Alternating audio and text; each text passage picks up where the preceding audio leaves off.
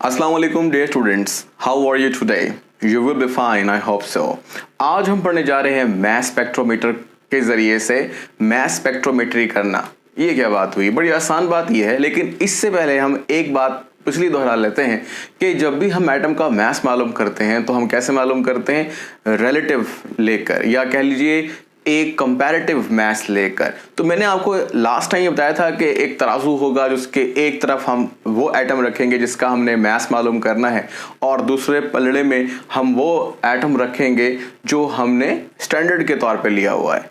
तो वो स्टैंडर्ड लेना और मैस मालूम करना तराजू के जरिए से बड़ा मुश्किल था। मतलब एक ही तराजू पर हम ये एटम इतने छोटे जो हमें नजर नहीं आते कैसे रख सकते हैं। तो आज उसका जवाब आपको देने लगे हैं कि एक एटम का मैस कैसे मालूम करते हैं और किस तरीके से हम ये आला इस्तेमाल करेंगे जिसका नाम होगा मैस स्पेक्ट्रोमीटर। ये मैस स्पेक्ट्रोमीटर देखें, नाम से शो हो रहा है कुछ मैस मालूम करने वाला है, स्पेक्ट्रम देगा।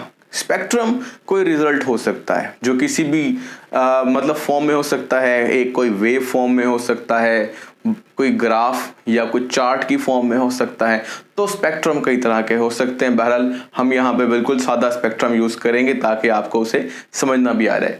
तो मीटर आला है, नापने वाला, पैमाइश करने वाला, मीट्री से निकला है। तो ये मैस स्पेक्ट्रोमीटर होता कैसे है या कैसे उसको ड्रॉ करते हैं, ये आप मेरे साथ साथ ड्रॉ कर लें तो बेहतर होगा।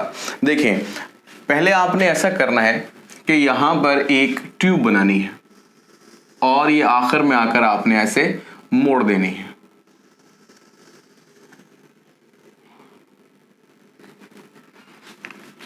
और यहां से आपने एंटर करना है अपना वो सैंपल जिसके पार्टिकल्स का या जिसके ज़र्रात का कह लें, जिसके एटम्स का कह लें, आपने मैस मालूम करना है।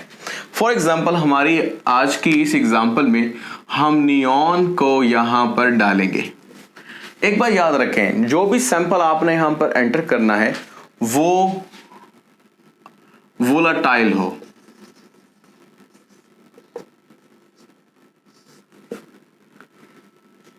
वेपोराइज हो, या आप सिंपल कह लें कि वो एटमाइज हो। यानी आपने जो पार्टिकल्स यहां दाखिल करने हैं वो इस तरह दाखिल कर रहे हैं कि जब अंदर दाखिल हो तो वो अपने एटम की फॉर्म में हो, अकेले अकेले आज़ाद। जितने आज़ाद होंगे उतना बेहतर होगा। अब होगा क्या कि आपने यहां से इसको एंटर कर दिया। जब एंटर किया तो ये पार्टिकल्स अंदर चले गए। ये पार्टिकल आप फिलहाल समझ लीजिए क्या है? एटम्स हैं। अब अंदर क्या है? अंदर एक इलेक्ट्रिक फील्ड लगा है। ये आपके पास इलेक्ट्रिक फील्ड है। ये ऊपर एक प्लेट है जिस पर नेगेटिव चार्ज है या आप कह लें कैथोड है, और एक नीचे प्लेट है जिसके ऊपर पॉजिटिव चार्ज है, ये एनोड है। हम अपने चैप्टर नंबर 5 में ये पढ़ेंगे, या शायद आपको ये बात मालूम होगी कि कैथोड रेज, जिनको इलेक्ट्रॉन भी कहते हैं, वो कैथोड से निकलती हैं और एनोड की तरफ हरकत करती हैं। तो आप यही समझ लीजिए कि ऊपर से कुछ पार्टिकल्स जो कि इलेक्ट्रॉन्स हैं फास्ट मूव करते हुए कहाँ आ रहे हैं? नीचे की तरफ आ रहे हैं। अब क्या होगा? ये पार्टिकल्स इलेक्ट्रॉन नीचे की तरफ आ रहे हैं और ये वाले एटम या पार्टिकल्स जिनको आपने यहां से बम्बार्ड किया है, निकाला है, ये इनके अंदर से होते हुए गुजरते हैं। अब क्या होगा? अब हम यहां पर होने वाला एक छोटा सा जो प्रोसेस है उसको जरा देखते हैं कि ये क्या कहता है। मतलब यहां पर क्या होने लगा है।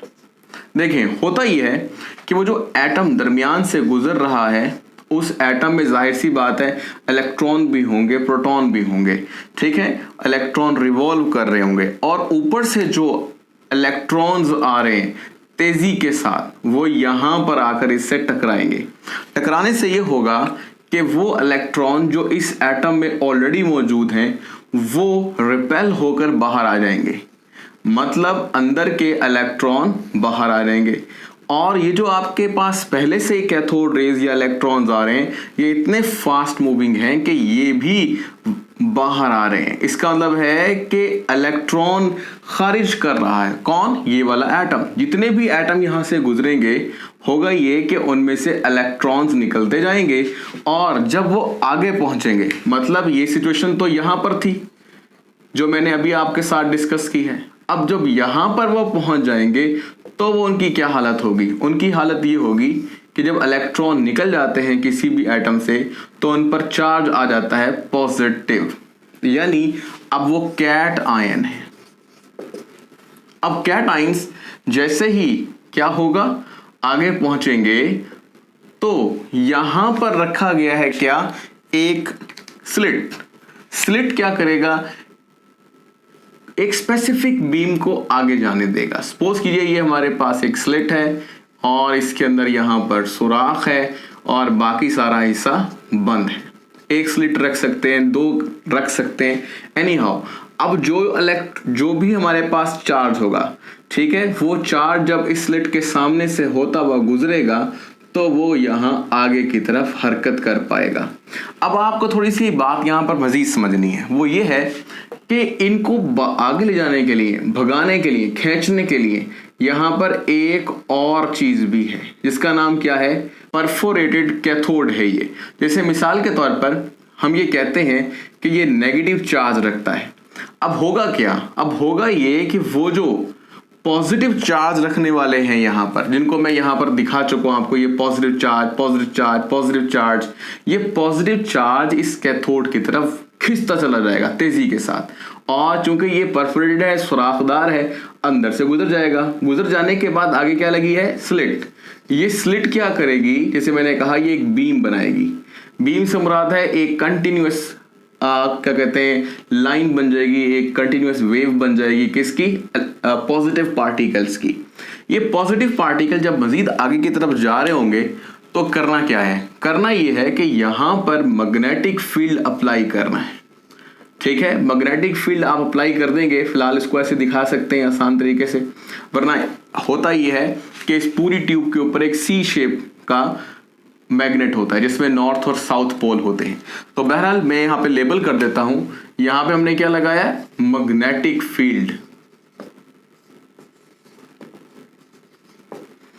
अगर गौर करें, ये आपके पास एक कैथोड है, ये एक मुकम्मल क्या कहते हैं, इलेक्ट्रिक फील्ड के तौर पर काम कर रहा है। तो यहां पर आप इसे लिख देंगे electric field, magnetic field, electric field. अब फिर क्या होगा, फिर होगा ये कि जब मैग्नेटिक फील्ड से ये बीम गुजरेगी तो क्या होगी, बेंड होगी सर्कुलर पाथ पर। मतलब अब ये यहां पर आकर गिरने वाली है और यहां पे हमने रखना क्या है, इसके बिल्कुल आखिर में एक सेंसर है ये जिसका नाम है इलेक्ट्रोमीटर। मतलब ये नापेगा कि कितने चार्ज यहां पर गिरे हैं, कितना पोटेंशियल क्रिएट हुआ है। तो इलेक्ट्रोमीटर, या इसको एक और लफ्ज से पुकारते हैं आयन कलेक्टर। अब ये तो हो गया थोड़ा सा क्या, स्ट्रक्चर।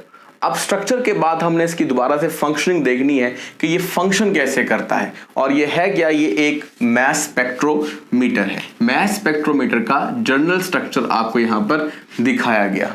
जब हम इसकी बेसिक फंक्शनिंग पर आते हैं तो हमें असल बात पता लगती है कि हम क्या मालूम करने जा रहे हैं। देखें, होता ही है कि जो भी आप यहां पर अपना सैंपल लेंगे वो जाहिर सी बात है एटमाइज करेंगे और एटम्स में तब्दीली होगी।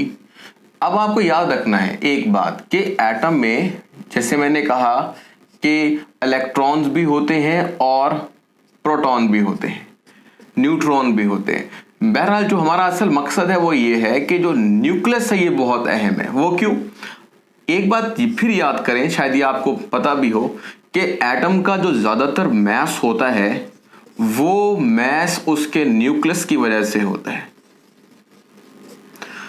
ठीक है, अब होगा क्या, अब होगा ये कि जब हम आगे की तरफ लेके जाएंगे और ऊपर से वो जो कैथोड रेज या इलेक्ट्रॉन बीम गिरेगी और वो जो एटम है वो चार्ज हो जाएगा या पॉजिटिवली चार्ज हो जाएगा, तो उस दौरान जितने भी इलेक्ट्रॉन उस एटम से निकलेंगे वो चार्ज को शो करेगा। एक इलेक्ट्रॉन अगर निकल जाता है तो चार्ज 1 आ जाएगा। अब गौर कीजिएगा कि हमारे पास ये क्या है, समझ लीजिए न्यूक्लियस या एटम का वो हिस्सा जो सबसे ज्यादा मैस रखता है, यानी सबसे ज्यादा मैस का मतलब ये है कि एटम का मैस है ही यहां पर। तो आपके पास एक आ गई बात मैस, और दूसरी चीज जो आपके पास आई है दैट इज कॉल्ड चार्ज। इस तरह हम एक प्रॉपर्टी बनाएंगे that is called mass to charge ratio. Mass to charge ratio यानी आपको असल में ये मालूम करना है कि मैस टू चार्ज रेशो क्या है किसी भी एटम की। अब खुद देखें, मैस टू चार्ज रेशो का मतलब ये है, अगर आप सादा मतलब लें कि मैस जितना ज्यादा होगा, ठीक है ना, तो मैस टू चार्ज रेशो भी ज्यादा होगी, और अगर उलट कर ले चार्ज ज्यादा होगा तो मैस टू चार्ज रेशो छोटी होगी। ये जो मैस स्पेक्ट्रोमीटर है ये मैस टू चार्ज रेशो पर काम करता है, यानी ये मालूम करता है। जरा गौर कीजिएगा समझदार बनकर। वो किस तरीके से, देखें, अगर मैं आपसे कहूं कि मेरे हाथ में कुछ चीजें हैं, जैसे मिसाल के तौर पर मेरे हाथ में एक है पत्थर, एक है लीफ पत्ता, और एक है कॉटन वूल या कह लीजिए कॉटन का छोटा सा हिस्सा, यानी ये डिफरेंट मैसिव चीजें हैं, मतलब पत्थर, कॉटन, पत्ता। अब मैं उठाकर इसको जोर से ऐसे मारता हूं, जब मैं इसको ऐसे मारूंगा तो क्या होगा, जो पत्थर होगा वो दूर जाके गिरेगा, पत्ता पहले ही गिर जाएगा, कॉटन शायद दरमियान में गिरेगी। जिसका क्या मतलब, इसका मतलब ये है कि अगर मैस डिफरेंट हो और आप उन चीजों को फेंकें तो अपने मैस की बुनियाद पर गिरती हैं।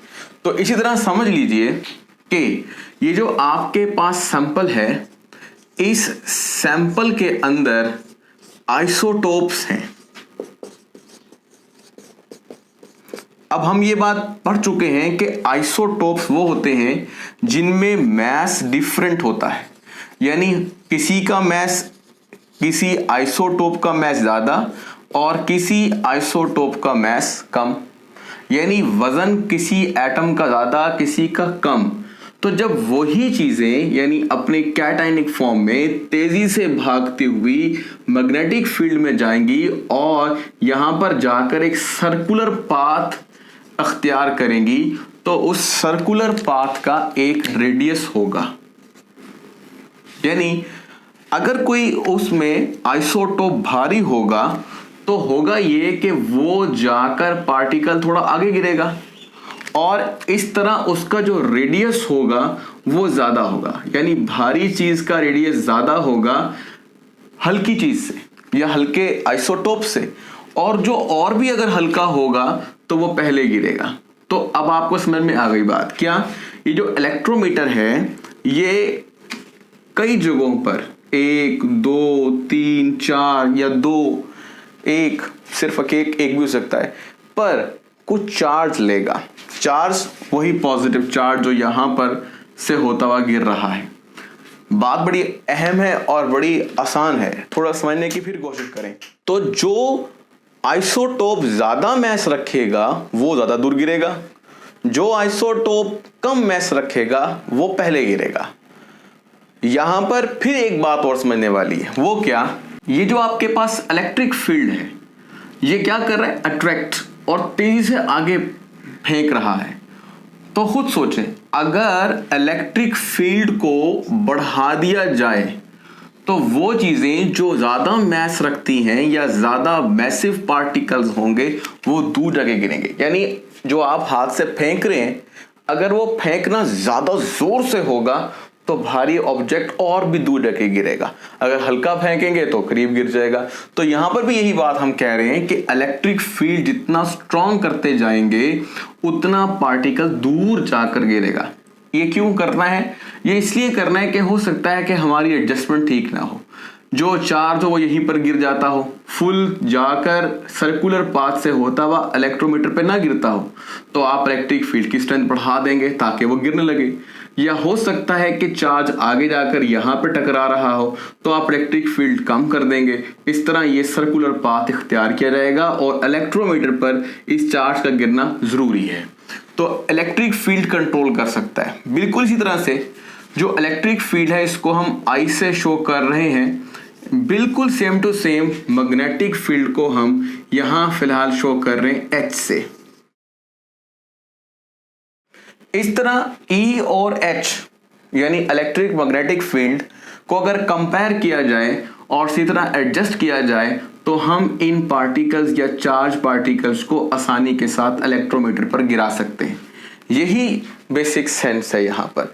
तो अब होना क्या है, होना ये है कि इलेक्ट्रोमीटर कनेक्टेड है एक कंप्यूटर के साथ, ठीक है, जो क्या करेगा, वो जो चार्ज गिर रहा है उसको एम्पलीफाई करेगा। एम्पलीफाई करने के बाद एक मॉनिटर स्क्रीन पर आपको कुछ रिजल्ट्स मिलेंगे।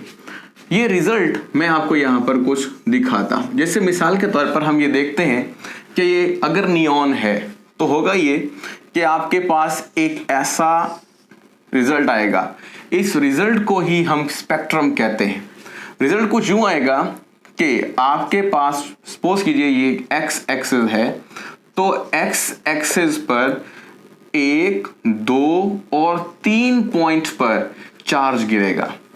अब क्या होगा, नियॉन का एक ऐसा आइसोटोप है जिसका मैस है 20, जो 20 है वो सबसे ज्यादा है। तो क्या होगा, ज्यादा पार्टिकल्स इस पहले पॉइंट पर गिरेंगे।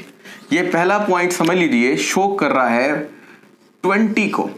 अब इनके 20 को क्यों शो कर रहा है भाई, देखें जैसे हमने लास्ट टाइम बात की थी कि हमारे पास एक स्टैंडर्ड होता है जिसका नाम क्या है, जिसका नाम है कार्बन।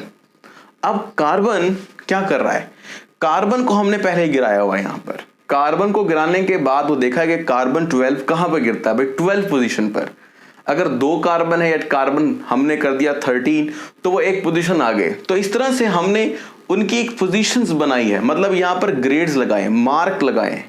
इसमें हमें ऐसा कुछ समझने की जरूरत नहीं है, क्योंकि ये इलेक्ट्रोमीटर एक सिस्टम से जुड़ा है। सिस्टम खुद आइडेंटिफाई करता है कि कौन सी चीज कितनी ज्यादा भारी है, उसके रिलेटिवनेस के एतबार से ही क्या होगा, वो उसको आगे गिराता जाएगा। और जहां जहां पर चार्ज ज्यादा गिरेगा, मिसाल के तौर पर एक चार्ज यहां पर गिरा, दूसरा भी यहां गिरा, तीसरा भी यहां गिरा, यानी जहां ज्यादा करंट पैदा हो रहा है, तो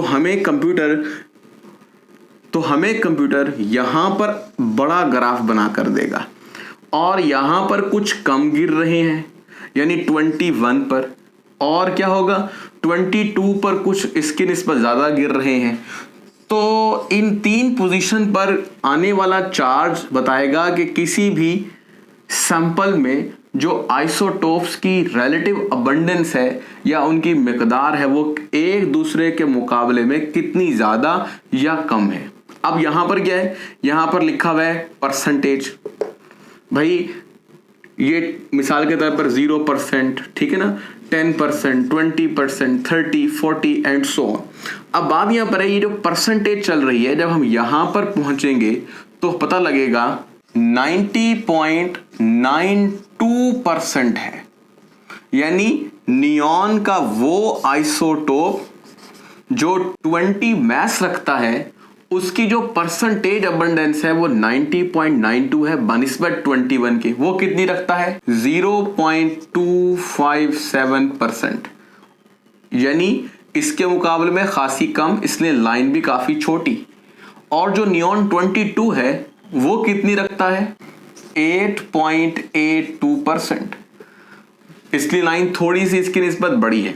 तो अब मैंने आपको एक बात समझाई, वो क्या बात है कि हमने देखा कि किसी एक एलिमेंट के डिफरेंट एटम्स, जिनको अब आप आइसोटोप भी बोल सकते हैं, जब आयोनाइज कर उनको कैटाइन में चेंज कर दिया जाए, इलेक्ट्रिक और मैग्नेटिक फील्ड्स की मदद से उसको इलेक्ट्रोमीटर पर गिराया जाए, तो इलेक्ट्रोमीटर बता सकता है कि उनमें से कौन सा आइसोटोप पहले या दूसरे या तीसरे या आपस में जितने भी तादाद में हो की निस्बत वो कितनी अबंडेंस रखते हैं। तो हमें पता लग गया कि यहाँ इस पॉइंट पर या इलेक्ट्रोमीटर की खास जगह पर ज्यादा चार्ज पैदा हुआ क्योंकि ज्यादा पार्टिकल्स गिरे, यानी उस सैंपल में ज्यादातर मास रखने वाले पार्टिकल्स वो क्या थे, 20 मास रखने वाले थे, इसलिए उनकी परसेंटेज भी ज्यादा आई। इसी तरह इनकी कम आई। तो ये था आपके पास एक स्पेक्ट्रम जिसमें हमने असल में एक ही एलिमेंट के डिफरेंट एटम्स, जिनको हम आइसोटोप्स बोलते हैं, जिनका एटॉमिक नंबर तो सेम लेकिन मास डिफरेंट होता है, वो यहां पर काउंट किए गए।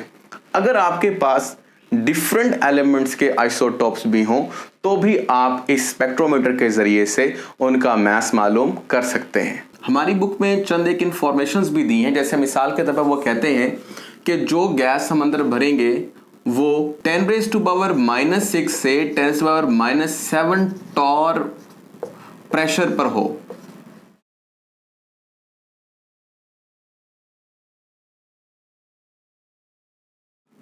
दूसरी बात यह है कि जो हमारे पास इलेक्ट्रिक फील्ड हो उसका जो वोल्टेज हो वो तकरीबन 500 से 2000 वोल्ट्स तक हो सकता है। तो ये आपने ध्यान में रखना है कि यहाँ पर कितना इलेक्ट्रिक पोटेंशियल होगा, यहाँ पर कितना वो सब्सटेंस जिसका आपने एनालिसिस करना है उसको कितने प्रेशर पर अंदर इंजेक्ट करना है।